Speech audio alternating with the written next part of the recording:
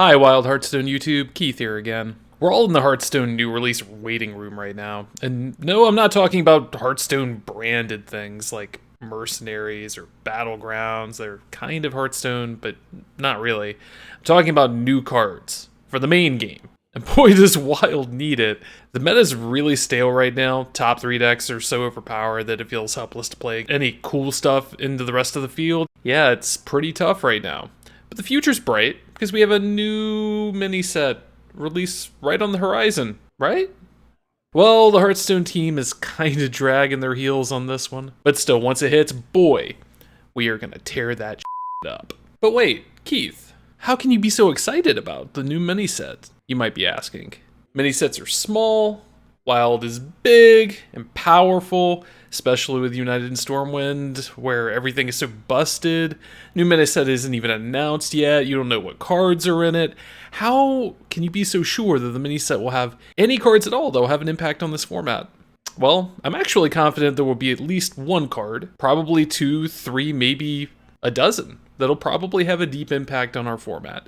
And I'm so confident about this, I'm going to put my money where my mouth is. Before we get into all that though, a little bit of a shill. This is a new YouTube channel. I want to see it grow, so if you like Wild content, be sure to like the video, subscribe to the channel, turn on notifications, all that jazz. You know how YouTube works. Now let's get into it. Here are the stakes. If the mini set bombs completely, and there are no cards at all that have an impact on Wild before the next expansion's launched, here's what I'm going to do. You know Zeddy, Hearthstone pundit extraordinaire, my friend and yours, love him or hate him, you know Zeddy. If this mini set bombs completely, I'm going to go into Zeddy's stream, I'm going to give to 50 subs. 50 subs for no reason. Those are the stakes for me. This is real.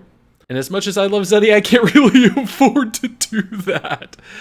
But yeah, here it is. Now, how can I be that confident? Well, I'm a student of history, so let's take a look at the history. This is going to be the third mini set after we switched to a mini set release pattern after Madness in the Dark Moon Fair. The past 2 mini sets have had a serious impact on Wild. Each time a mini set hits, something in Wild breaks. I don't expect that to change, not this time around. Let's consider the first mini set, Dark Moon Races. Dark Moon Races had 35 cards compared to the normal 135 that you get from a full-size expansion. And of those 35 cards, for Wild alone, we had Crab Rider, Armor Vendor, Illidari Studies, Arbor Up, Conjure Mana Biscuit, Backfire, Nitro Boost Poison, Spellfire Deadeye, Rally, and Hysteria. 10 cards of 35 cards that saw play in major archetypes in Wild. And 3 of these cards were nerfed. I remember the original version of Hysteria. 3-mana Hysteria that could target your own minions. I remember the Wretched Tiller combo meta that was around for a couple of weeks that Wild basically revolved around at the time. Even after they nerfed Hysteria twice, it still sees play today. And we had some other big movers and shakers too. Nitro Boost Poison was huge in Odd Rogue and Kingsbane Rogue before they nerfed it. Crab Rider was big in almost everything before they nerfed it. Conjure Mana Biscuit and Backfire are still big for Mage and Warlock even today. Armor Vendor was big for slow decks, and it was really helpful for deterring Dark Lair Warlock, which is the big bad boogeyman deck at the time. You'll remember Dark Lair Warlock, right? Illidari Studies is in basically every Demon Hunter deck, whenever there's actually a Demon Hunter deck. Arbor Up still sees play in Token Druid and Aggro Druid whenever those decks exist. Spellfire Deadeye and Rally are more fringe, but they show up in Even Hunter and Tax Paladin respectively, and those decks still exist. So yeah, about a third of the cards from Dark Moon Races were actually serious gas. Okay, so what about Wailing Caverns, the second mini set that followed Forge in the Barrens? Well, the cycle repeats again. Of the 35 cards in Wailing Caverns, there were 11 cards that had substantial impact on Wild that can still be felt today. Those are Mutanus the Devourer, Fell Rattler, Lady Anacondra, Frostweave Dungeoneer, Shroud of Concealment, Wailing Vapor, Primal Dungeoneer, Perpetual Flame, Unstable Shadow Blast, Stealer of Souls, notice how I haven't recrafted this, and Kresh, Lord of Turtling. Now the biggest of these, obviously, was Stealer of Souls, which holds the distinction of being the single most broken minion that I can think of that's ever been released in Hearthstone. This card had a staggering impact on Wild.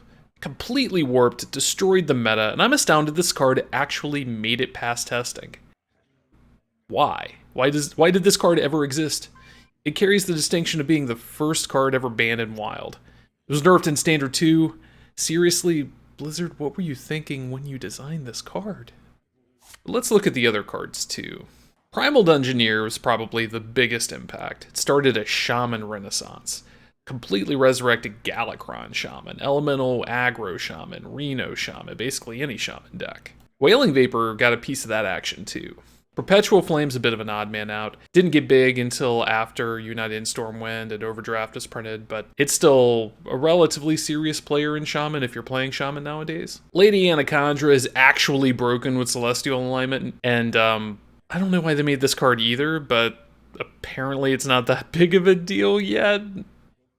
Seriously, WTF. Frostweave Dungeoneer sees play in Mage combo decks today. Shroud of Concealment sees play in Rogue combo decks today. Mutanus was really big for a while in Shaman and Warlock control decks, and still sees some fringe play today in decks like Reno Shaman. Unstable Shadow Blast is more fringe now, but it's seen play on and off, mostly in like Dark Lair and Stealer Souls combo, stuff like that. And Crush was a big part of the Dead Man's Hand fad that picked up during the Wailing Caverns meta. In other words, Wailing Caverns had a big impact on Wild. In fact, I go so far as to say that after they sorted out Stealer Souls, Wailing Caverns meta was probably the best meta we've ever had in Wild, probably going back years. Is that maybe a hot take? If you think there were better metas, let me know in the comments. But yeah, history tends to repeat itself, and it tells us that whatever the mini-set has in store for us, it's going to be big. It will have an impact on our format. There will be big changes. And if not, well, Zeddy better enjoy his subs, I guess.